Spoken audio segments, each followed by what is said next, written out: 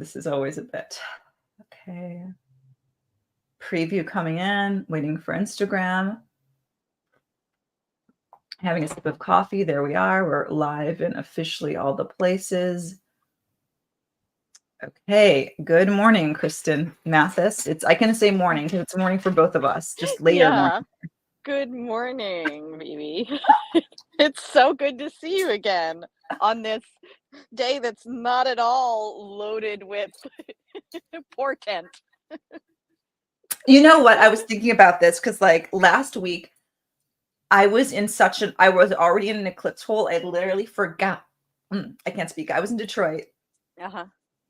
Like time zones, days. I lost all of it. I get a text from KristaLyn like, "Where's the link?" And I'm like, "I'm so sorry." I'm somewhere else. So I didn't want to not do that this week. But then I was thinking like, because KristaLyn's out, looking at the eclipse somewhere. They traveled, and I was like, I'll just talk to Kristin. This will be nice. This feels like proper, like eclipse protocol, like catching up with someone who's wise. We're gonna have like a nice conversation. That's a lot. No pressure to be wise.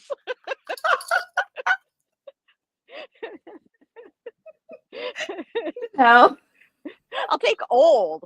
Old I can do. Wise is maybe a stretch. I mean, well, what I'm saying is that we are talking about sacred matters where there's a serious tone here. Yeah. Sure. But the Greeks seriousness and humor and all that went together. And sexiness went together. You didn't have to choose. So we're doing both and here, which is very Orphic. I love it. It's funny. I want to talk about the eclipses because there's an eclipse today. Yeah. But I also have been thinking about, like, I've been wanting to talk to you anyway, because I've been really just like obsessed with the mythology of Mars and Venus. Mm-hmm. Yeah. And these eclipses obviously taking place in their signs. But yeah, where should we start first? You've done a lot of recordings on your thoughts on the eclipses, but yeah. Well, I mean, I can just sort of restate it here, which is that there are lots of different traditions about eclipses, and I feel like I want to just lead with a caveat that if you come from a background or a lineage that has specific eclipse protocols, by all means observe them. Yeah. This is no shade or, this is something very personal, and it differs from lineage to lineage, geographical regions, even individual families sometimes carry traditions around eclipses. Yeah. I'm thinking in my building, I live in Brooklyn. My building is very Uzbek and Russian. Okay. And most of the Uzbek families in the building do not go outside to watch eclipses. There's a lot of incense burning that happens in my building. And so if you're coming from a tradition like that, by all means, observe it. That said, I feel like there's, every time there's an eclipse, we see a bunch of astro memes about the baleful rays and how you shouldn't be underneath the baleful rays. And I want to offer just a slightly different perspective on that, because while that certainly is one tradition within astrology, let's say, as a whole, the fact of the matter is that we have extensive records about eclipses, going as far back as Mesopotamia, Egypt, Greece. And from those records, we know that at least some astrologers were observing the eclipses to see what did it look like, what direction did the winds come from, what color was the sun, was there a full darkening, what sorts of animals did or didn't make noises. All these things were observed very closely and written down by people whose job it was to do those things, namely the temple priests, and sometimes they're called astrologues, sometimes they're called hour watchers, sometimes they're given other titles depending what part of the ancient Mediterranean they're from. But we only have all these records because there were folks observing them. So I guess I wanted to,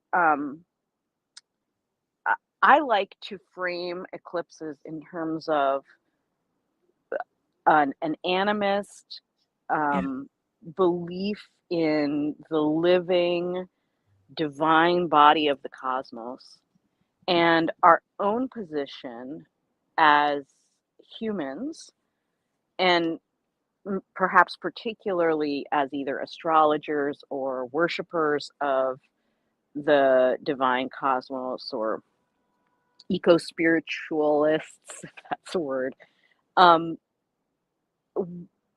Maybe frame it more as a question for oneself, like, what am I being called in my relationship to these divine celestial bodies? What am I being called to do? So it's not a rule, it's a conversation with the cosmos, right? And if my job, I'll just speak personally, right? I have a very personal relationship with a solar deity. Yeah. And I feel like very strongly in my personal devotion and conversation with her, and just way of relating to her, that I want to be there with her when this happens. And I want to observe it, and I want to perhaps make art about it. That feels incredibly sacred to me, in my own personal relationship. Sure. And I don't think there's anything wrong if somebody else had a completely different answer, where they, in their personal relationship, it felt like keeping silence or staying indoors or whatever was more important. Okay. So yeah. I'm hearing this, and it feels like there's a core principle of what you're talking about is connection and choice. Yeah. Right? So exactly. I'm thinking about people who I know who are coming at this from maybe a like Indian perspective, like they're studying Indian astrology, Vedic astrology, and they are doing like mantra today, and there's certain protocols, and there's like they're definitely indoors, but that act is a way of connecting, right? Not, I wouldn't say like I'm not saying connecting as if they're like doing magic and actually trying to connect, but it's a way of being present and understanding, and it's a viewpoint whereas maybe someone who, like yourself, is going out and saying, this is part of my practice. Actually, I want to be here with my solar deity. That's also a different way to connect. Yeah. And I think there's, I also want to make a very sort of like using a fine-tooth comb within traditions, right? In order for Vedic astrology to even predict when eclipses happened, and what sorts of things result from them. At some point, people were observing them, right? So then there's also a question of like, what's your role specifically within the community, let's say, right? So we don't have tons of evidence from the ancient Mediterranean, but we have enough to know that that it wasn't just there was one type of astrologer, right? Or one type of astral observer. Within, let's say, Egyptian temples or Mesopotamian temples, you had people in charge of spotting the heliacal rising of the stars, right? You had people who were in charge of more sort of like record keeping and writing things down. You had people in charge of interpreting omens. So it's entirely possible in a tradition that there's a general blanket, like, hey, this is maybe not such a good time to start Yeah. new things, or maybe most people should stay indoors. But then even within that, there would be a specific subset of people whose job it was, sacred, holy task it was, to observe and record. So that's another way of framing the question, right? Like, am I that person?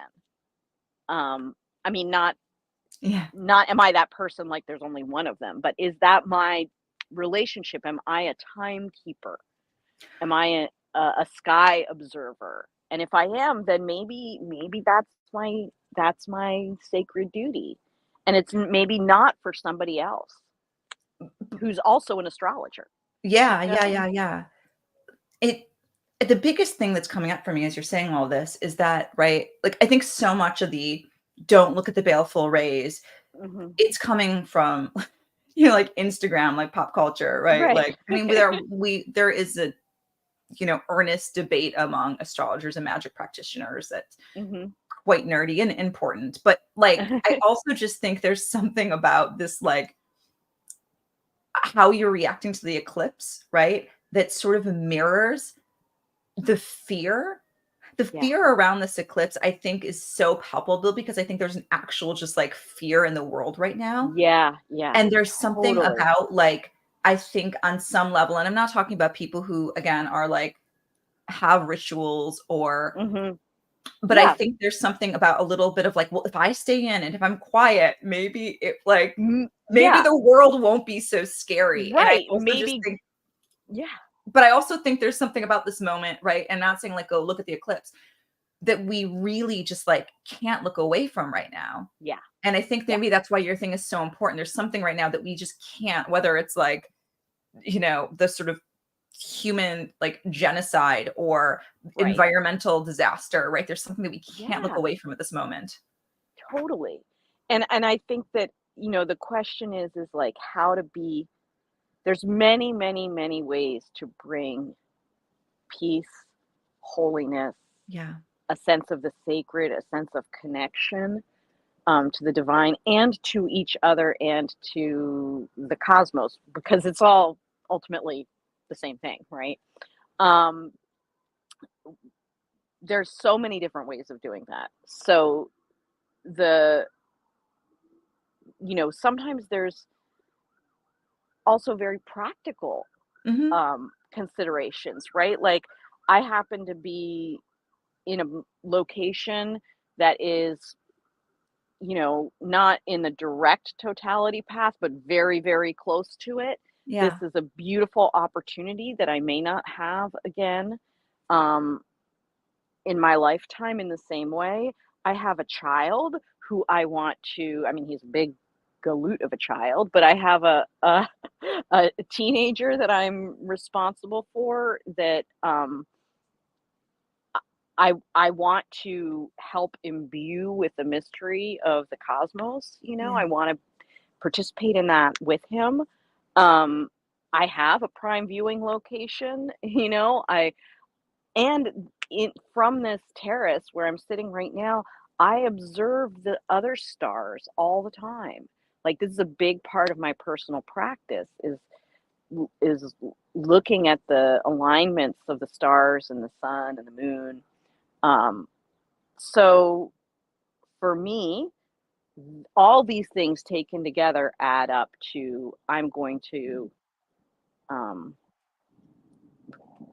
I'm going to view it because that's what I'm being called to do. And I think that is, you know, putting all those different things together Yeah. in factoring in your decision is, I think, for people who don't come from a specific lineage with specific traditions, that type of choice in and of itself is a sacred act of, like, weighing out and sort of engaging with your relationship with with the divine and with the celestial bodies. So, Y- You know, yeah. yeah. I mean, to view it, to not to view it, right? These are Mm-hmm. decisions. But I think the bigger question for me is, well, I'm curious to know, right? Just your Mm-hmm. thoughts about, I don't know if you said a lot, thought about this eclipse from a mundane aspect, what your thoughts Mm-hmm. are on like sort of the symbolism of this eclipse in the greater, Yeah. in the world implications. And then also the second part of that is, right, was there like a, I want to say like eclipse integration protocol for the ancients, right? Were there things that you did leading up to the eclipse, and then like after the eclipse, was it like, okay, the world has changed, or is it just this thing, this natural phenomenon, we watched it, we moved on in our lives? Yeah. Yeah, all of that. I It's I really think, okay, I'm going to go backwards. I'm going to answer sure, the first one first please. and then get to the second. So the short answer for your second question is we don't know. That we actually have very little evidence um, from certainly the Greek texts, but even Egyptian and Mesopotamian, as far as I'm aware, of specific protocols. We Mhm. have um, we have a lot of written evidence of records, so we know that they did observe these things. Yeah, We know we have the tools in some cases that they used for observation. We have references to, for instance, how both artistic and literary or written references to how, let's say, the Egyptian priests who sat on the roofs of temples cited the stars and took their records. yeah. But we don't have a lot of references to the ritual that would have surrounded it. But I think it's safe to say that there probably would have been ritual Mhm. because these um, these observers were usually temple priests or priestesses um, operating in the context of a sacred environment. One would assume that there were specific rituals, um, but we don't know a lot about that. So I think that's one in the absence of having specific rituals. I think that it's um, that's sort of more of a call to those of us who are working within that tradition to double down on our own relationship and what our own sort of usual practices are, and um, be creative, but like really lean into one's relationship with the deities, with the celestial bodies. I'm just thinking for myself, and maybe this segues into your first question. The fact that, there's a lot happening in Aries right now, and um, we generally speaking in the world have a lot of fiery energy happening, which is, I think, related to the fear that you're Mhm. naming. Aries is associated with Phoibos, with terror, and with battle, like the rout of battle, like that terror that comes, that both gives you the adrenaline to rush into battle, but also the what happens when the tide of a battle turns and then the enemy just like is terrorized and flees, right? That type of visceral terror is very much associated with Aries, the god.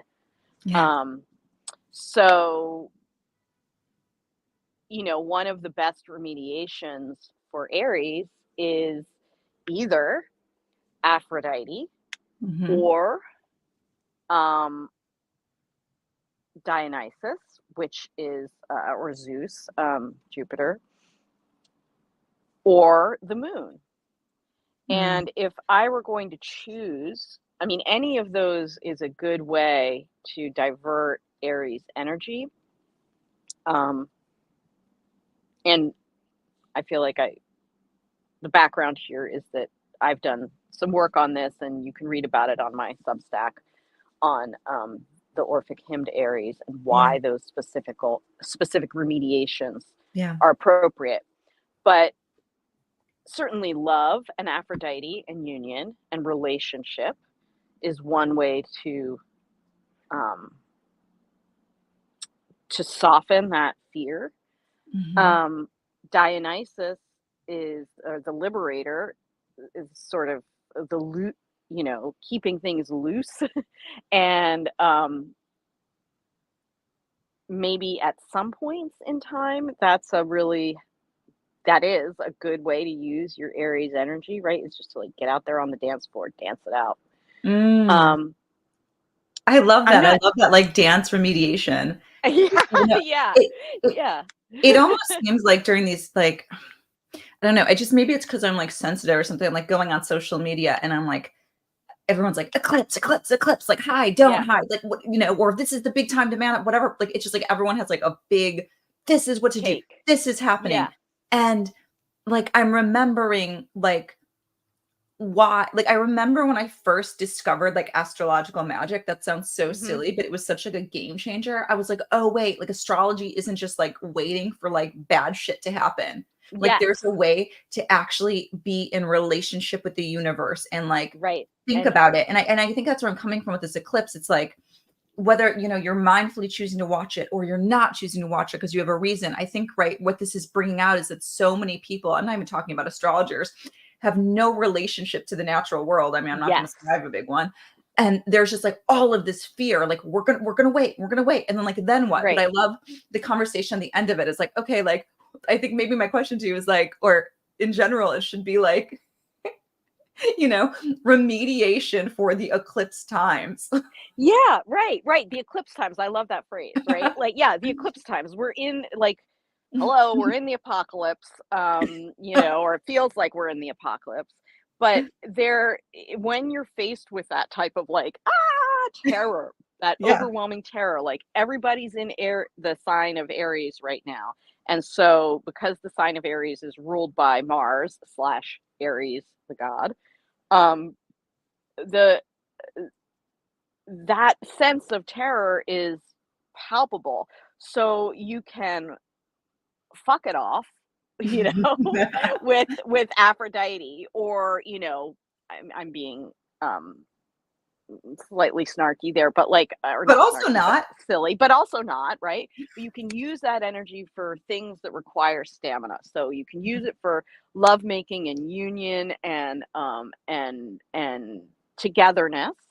You can use it to power your ritual in dance or in intense acts of devotion. Or you could invite someone like the moon in, which might be particularly appropriate since it's an eclipse. And it is, in fact, the moon is involved in that eclipse anyway.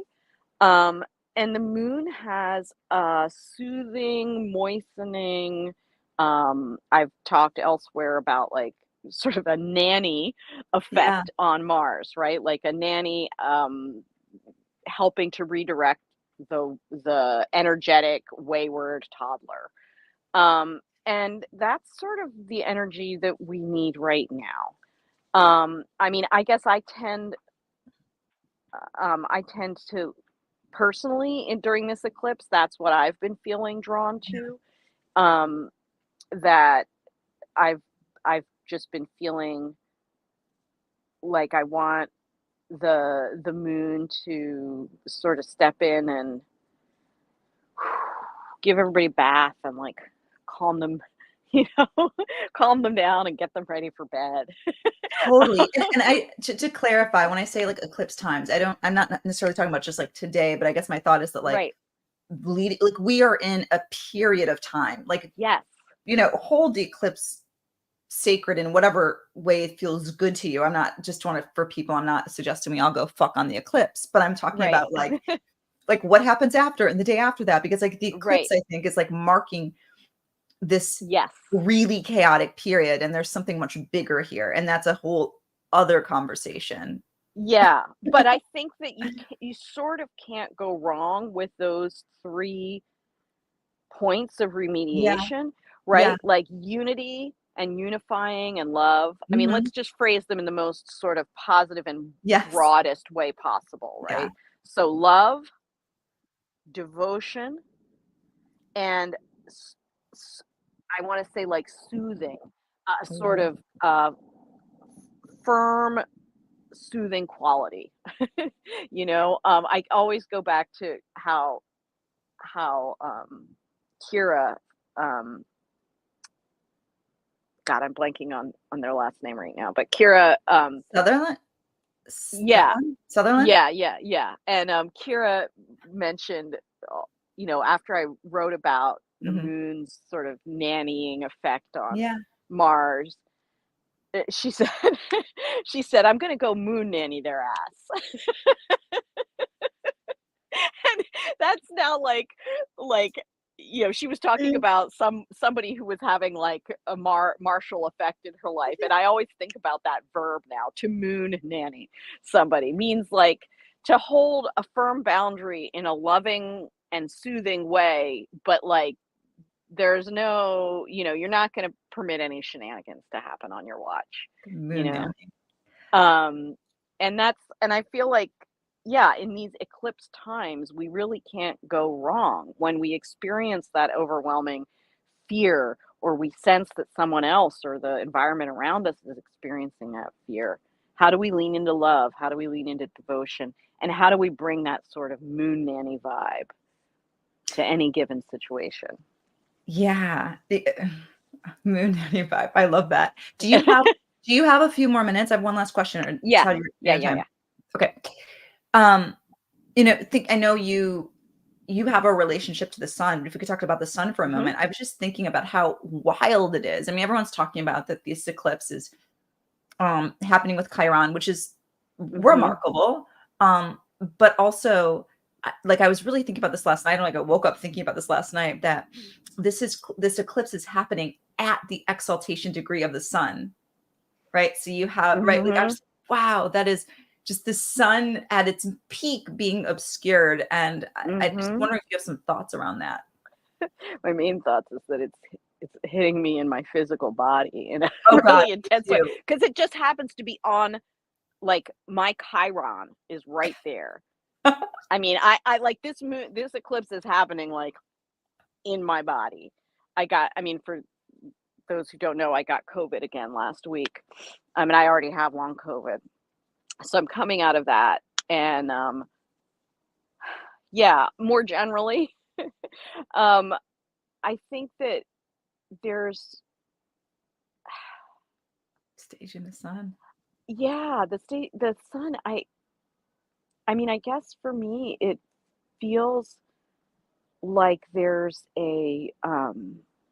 you've already said this. We're at this point where it feels like there's a really big shift occurring, Mhm. um, for humanity.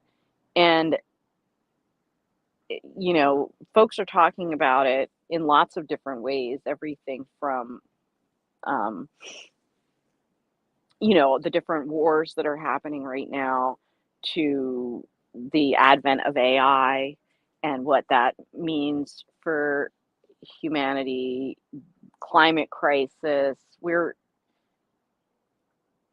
The fact that the sun is being exalted and obscured at the Mhm. same time, I feel like that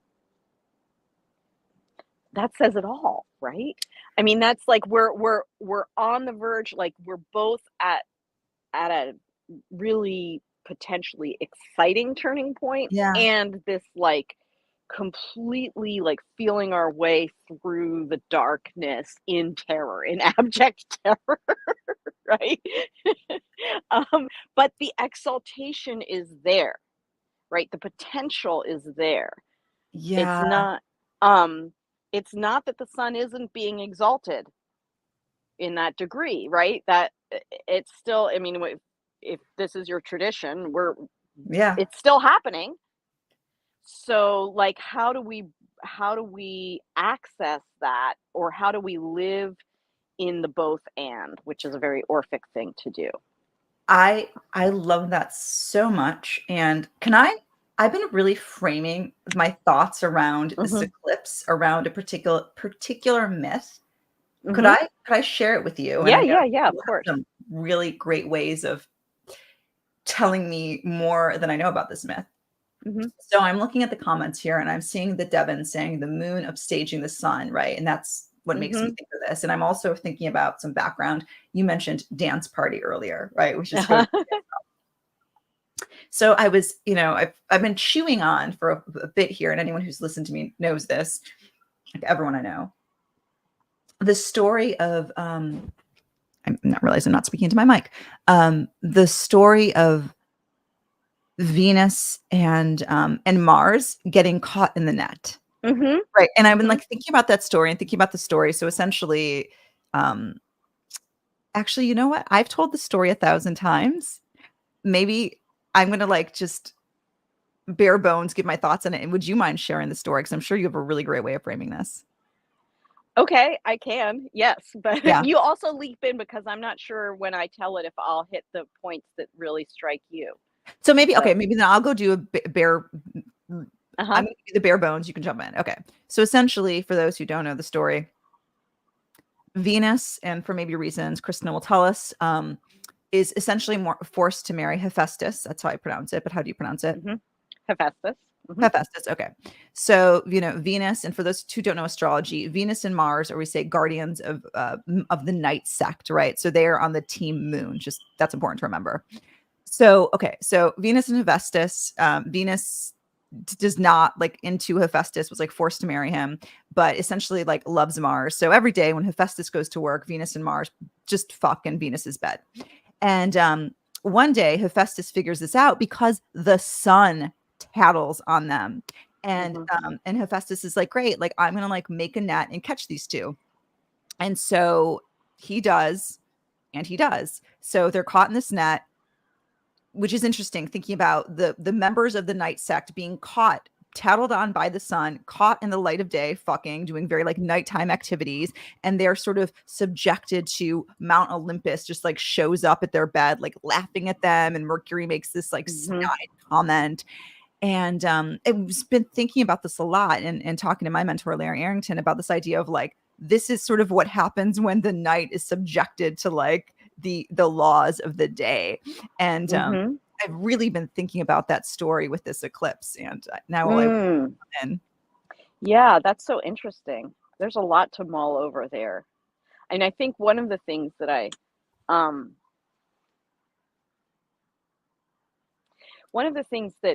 that I always find,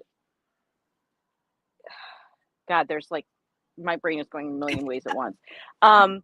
So yeah, Hephaestus is is someone who I've been thinking about a lot lately. Okay. Partly because I'm in a group that does sort of myth and storytelling and theory reading around the issue of disability and crip theory. Okay. And as somebody who has a chronic illness and is like becoming more disabled in these past few years, the figure of Hephaestus always interests me, because he is sometimes associated with, he's clearly like on the one hand, a counterpoint to Aries, right? They both work with have fiery energy, but Hephaestus crafts and makes objects of beauty, including the golden net, which he casts over Aries and Mars. I mean, Aries and Venus. Yeah. But he's crippled, and he's cast out by his own mother, Hera, and he's this figure of ridicule on Olympus. And everybody thinks it's a big joke that he's married to Aphrodite, including Aphrodite, right? You're right. She's forced to marry him. She's forced to marry this quote unquote cripple. Yeah. And meanwhile, Aries, the, studly warrior that he is much more interesting to her. And matches her energy in a way that, at least outwardly, Hephaestus doesn't. Okay. But so there's a few things here. One is that there's another way in which Venus is perfectly matched with Hephaestus, because Hephaestus makes objects of great beauty and creativity. He makes these gorgeous robot-like figures in other myths. He can make beautiful weapons and armor. He makes this intricate golden net. So there is an affinity there that maybe isn't as obvious. And so when I think about Hephaestus coming over and casting this intricately woven, beautiful net over them, and then the two sort of most beautiful, most studly deities in the Olympic pantheon being subjected to ridicule, right? They've been caught, and despite most of the gods philandering, right? It's not like really you're judging, right? But the idea is that you're right, that they're out of context, right? These things that are supposed to be kept secret or supposed to happen in the night are exposed, and they're entangled. They're all like tangled up together. They can't get out of this net. And the shame is reversed, right? So Hephaestus's shame of being cuckolded, of being crippled, of being less than, is reversed. And there's something. These myths are often, I want to say they're, Greek myths are often disturbing, right? On a very, when we take them at first glance, there's so much in them that is just messed up, right? Like, she's cheating. Hephaestus is rejected, is cast out of heaven because he's disabled. I mean, and then the whole like sort of slut shaming that's happening with like, there's a lot in there to dislike, but there's also a lot in there, I think, to just sort of ruminate on and think about, like, what, as I love that you're bringing this myth to the eclipse, because maybe one thing to ponder with this myth is like, what that has been cast out or shamed is now being ready to take center stage, and what that we normally think of as beautiful, what that we hold up in society as values, is ready to be poked fun at, what should we be ashamed of, we meaning as humanity? Like, what have we accepted as beautiful or worthy or okay, that maybe needs to have a net thrown over it and have people be like, really? That? And which people who have been abject and subject and cast aside in their whether it's their literal or figurative darkness, or their disability, or their downcastness in some way, which of those people are stepping forward and showing us something that we don't want to see? And that we could take that on any level, from the very personal to the world stage to cosmically. Could we think of it as like a reverse nat, right? Like, so in this particular story, we say night being caught up in the golden light of day, but in this particular eclipse, we see that the moon is upstaging the sun. Could we think of what it means when the the solar deities are caught in the silver net of night?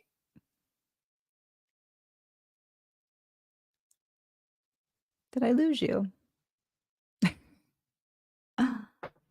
Okay, Kristen froze.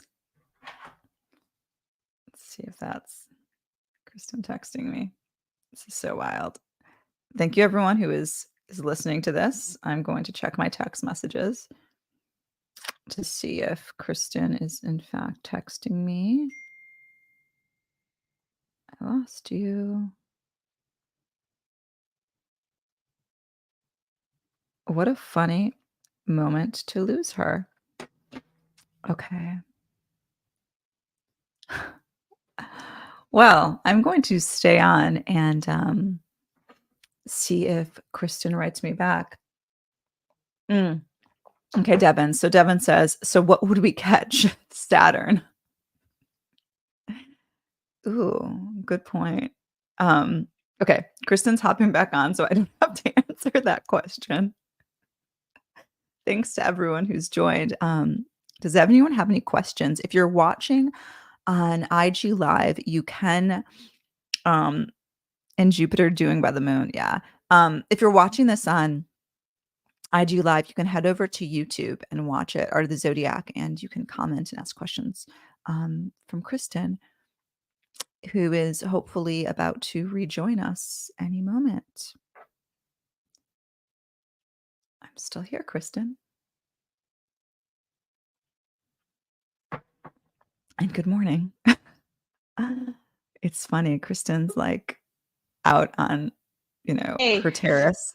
Hey, Hi. sorry, I just came back inside in case that was the problem. So we It have was such a comment right funny here. moment. I'm like, and the golden net of the silver net of the moon, silver net of the moon, and you just disappeared. Oh, sorry. Yeah, so okay. We Yeah.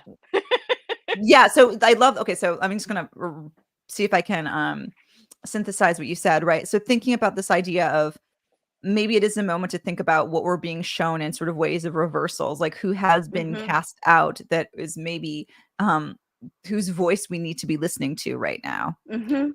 Um Yeah. and oh, go on. Well, no, and just I love when you framed it before in terms of the night sect and the day sect and these different rules, um it's not like the night sect is better or the day sect is Sure. better, but that they mirror each other and offer different types of opportunities, and maybe I love that your intuition led you to this particular story at this particular time, because it does feel very timely. It's interesting. You mentioned like AI right now that I'm Mhm. sort of the sparks are slowly sparking.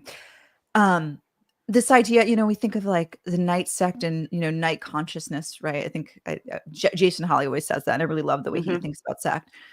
But we could think of like creativity and like the imagination and intuition and all these sort of nighttime Mhm. things, and solar. We say like logic, right? Like, Mhm. and I'm even thinking about like AI, right? We're at this, like you mentioned, that at this like sort of peak solar sun at its exaltation, like we have all this power to do these things, but it's thinking Mhm. about the moon upstaging is like, okay, but what is this technology if we don't bring our night consciousness to it, if we don't bring our Right. sense of connection and creativity Yes. and intuition? It's like the sun And needs to embodiment. be checked. Yeah. Yeah, And yeah, mm, and embodiment, right? Like our feeling and our we can't just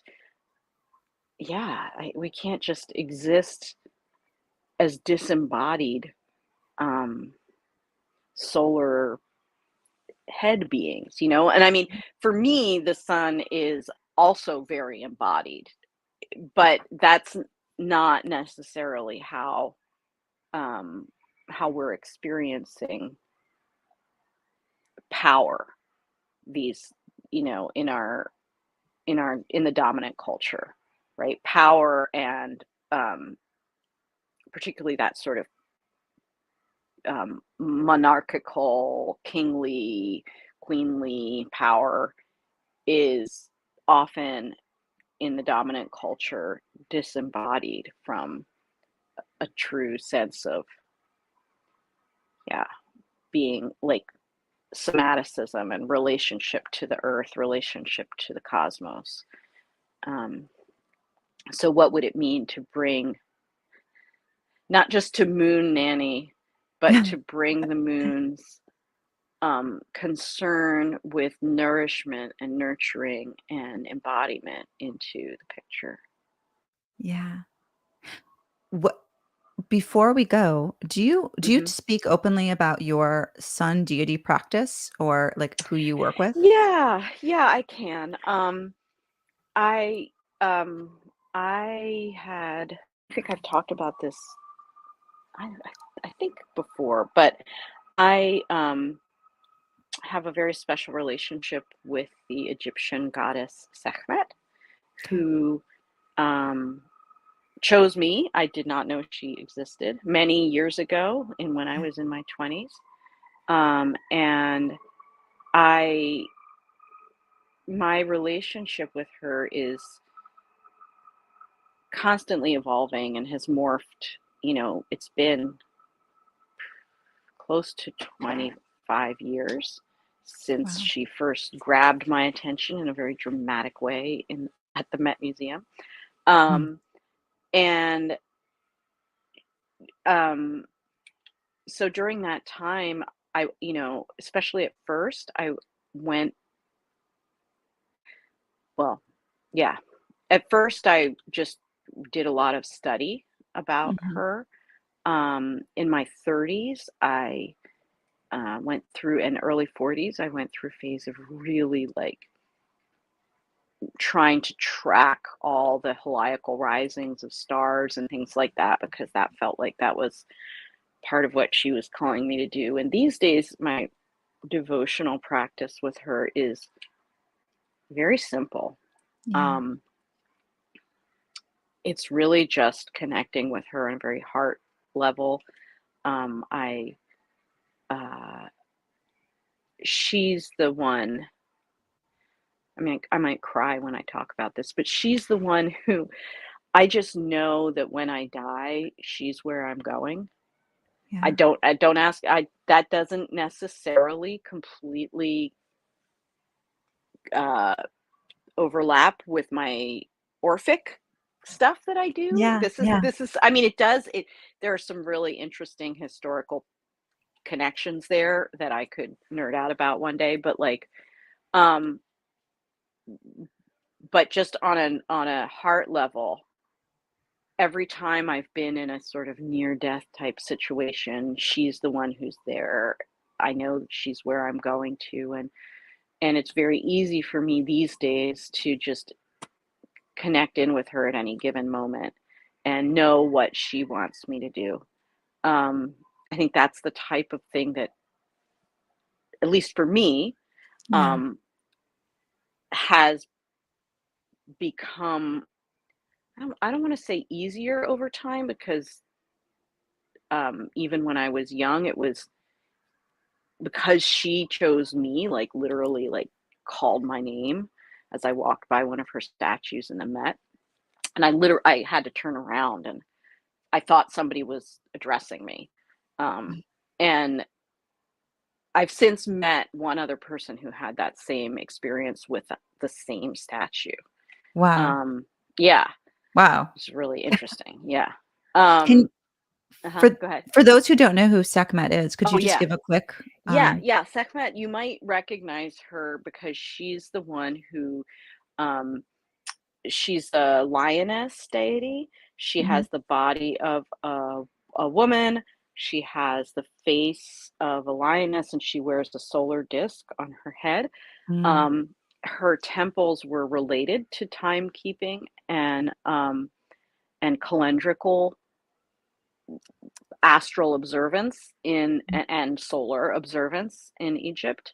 Um, and there are a lot of statues of her because her temple in I want to say her temple in Memphis was had 365 different statues of her, one for each day of the solar year.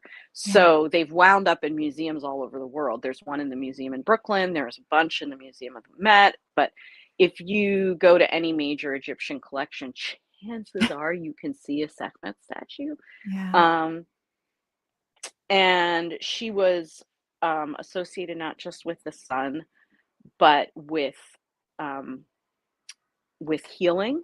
Her priests, there were a set of priests in her temple that were responsible for what we would call like medical techniques, right? Like they were physicians.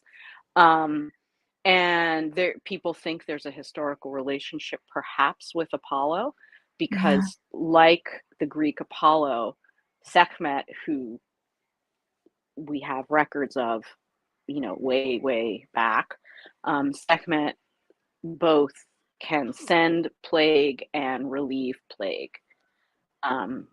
In popular, like, wiki fandom, anime culture, Sekhmet is this like horrible, bloodthirsty goddess, and there's myths in Egypt around Sekhmet sending plague and then needing to be assuaged by being given by being tricked into drinking beer that has been dyed red like blood. So she thinks she's drinking blood, but then she gets really drunk and passes out, and the danger goes away. Some people think that is itself an eclipse myth, right? Where there's this like sort of bad luck or plague energy, and then the redness, and then the sort of release and return to normal. Other people think it has to do with seasonal plagues in Egypt around the desert heat. I experienced both her ferocity and her I also experience a lot of strong maternal energy from her as well. So it's like a both and for me. But I think that this, like, if you Google her, you get a lot of like sexy cat demon goddess anime stuff, and that's not how I experience her. But I experience her as very warm, like she in my inner, like in my meditative life, she's a lioness. She purrs, she licks you, she will cuddle you and surround you, but you don't ever forget that she's a lioness. You know? Such as a lioness. Devin has a really great comment here. I wonder if you could speak to. Sekhmet is holding an Ankh. Is she ever associated with the Venus star? I've read that the Ankh is an early version of the Venus glyph.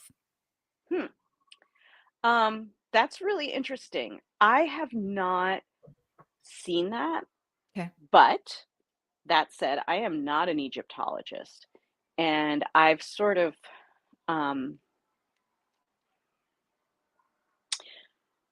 she's certainly associated with Sothis, with the star Sirius, right? Because that at the time, due to the precession of the equinoxes, at the time, high summer coincided with Sirius rising in Egypt, and so the heat of the summer and the heat of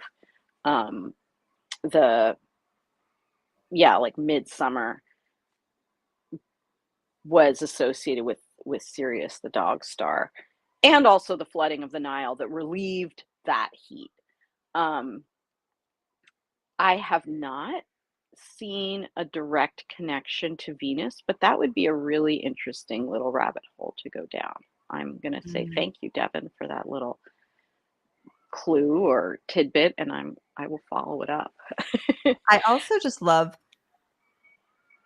having this Sekhmet story to process the eclipse, Mm-hmm. right? Thinking about like, I don't know, like, because it's, I think, maybe as another reframe here, right? Mm-hmm. The sort of um feels like there's this like, I don't know, sharp binary in the Venus Mars story, like someone's caught in a net and someone's taken Mm-hmm. down.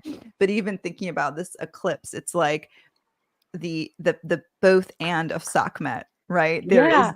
the extreme, but then within that there of the sun itself, but then there is also the sort of like, maybe there is more of the sun and moon having this sort of unity moment, right? Like Yeah. both sides being in Sekhmet, if that makes sense in any way. Yeah. I think like one thing I've thought about recently with this eclipse is, we did just have a plague. We're still having a plague. Like I am actually experiencing a plague, or maybe not. I tested negative this morning, but there was a literal plague in my body, um, and certainly COVID represents um, a turning point Yeah. in world history. I mean, just like um, the bubonic plague or other major plagues in world history. And the fact that Sekhmet both brings and alleviates plague Um, seems important to me.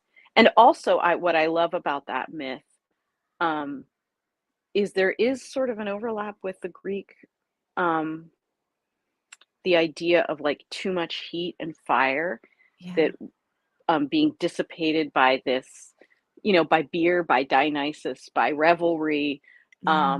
and by sleep. Right? Mm. She gets really drunk and she falls asleep. And the way that they celebrated Yeah. the festival of Sekhmet, we're told, um, is by days of extreme drunkenness.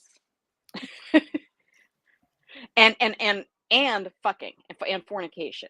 Like, later observers are a little bit horrified. It's like they all get really drunk and they just have sex everywhere openly, anybody, everywhere, all different types of sex. And so we're seeing this, like, one could maybe even make the case, and I'm not saying this is, the scholar in me is like, well, I don't know, we'd have to really look into that. But it hello, right? Like those are the same remediations that we find in the Orphic hymn, right? When you have too much fire energy, what are good ways to burn it? Go get get wasted. you know, do some vigorous sexual activity and go to sleep. Like moon.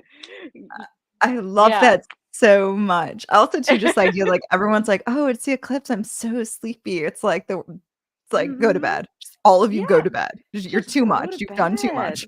Yeah, yeah, like, just moon to take a clue from the moon, Oh my tuck god. yourself in. Yeah. That is a perfect way to end this because I'm so sneaky. I got you to I talk know. longer. You're like, "I'm I talking a half know. hour," and I'm just like, Well, if I knew that if I said a half hour, then we really would be an hour. So you're sneaky and I'm sneaky. I'm just happy you're feeling well. I know that, Yeah. you've been through a time, and do you have anything coming up that we can talk about for the good people Yeah, here? actually, I am on Wednesday. Drew Levanti and I are recording an episode of the astrology podcast with Chris Brennan. So I don't have an air date for that yet, but you can Okay. be on the lookout for that. And that's going to be on Orphism and astrology. Okay. Um, and Super I excited. have, I'm yeah, this I is am like too. okay, really excited for that. um, I have my Substack, which is mysteriamundi.substack.com. Um, and that's where I release new translations of the Orphic hymns and do little podcasts. Basically, because I have chronic illness, I sort of whatever I have the energy to do, I put up there. Um, and sometimes that's little snippets of audio, and sometimes it's more longer essays and translations. Um, And then coming soon, in, I think, probably late April, early May, Okay. Drew Levanti and I will be starting another version of our Star Orphic initiation class. So you can also go, yeah, just keep your ears out for that. If you're on my mailing list, you'll definitely get information about that. And I will make it a point to talk to you again before, hopefully before that. That would be wonderful. That would be terrific. I'm just going to keep Yeah. harassing you because I've been actually really have so much I want to talk to you about. Yeah. So Mysteria Mundi, one of my favorite Substacks. I love it when you leave the voice snippets. Oh, They're just, they feel so intimate and informative at the same time. And yeah, I'm Vivi Henriette. My main project is Art of the Zodiac. Talk. We've done interviews together. So you can also go subscribe to my Substack, find we did the Fates and Long COVID. We've done things on the Orphic. And now this will live there too. yeah. So everyone do that. And this time slot I have with my astro pal KristaLyn. We do Ask Me Astros, so we answer your astrology questions. But KristaLyn is out chasing the eclipse, so we are here together, and it's been wonderful. Thank you so much to Yeah. everyone who's joined, because there were people. This is very exciting. Yeah, thank you. And I Spencer, can't you're see still here. that through this. Oh, you So can't. yeah, I can't Okay. see the chat. So just hi everybody. And thank you for being Devin, here. Spencer, Mortal and Wild, if you're still here, thank you so much. I think now I'm just giving shout outs. Interruptions, if you're still here. Wonderful friend Cameron. We're doing a really awesome workshop together. Hello, Elaine. So there have been people. This has been wonderful. And Yeah. have a gorgeous day. And I Thank don't know, you. sending love to the eclipse. Yeah. Take care. Bye, Bye. everyone.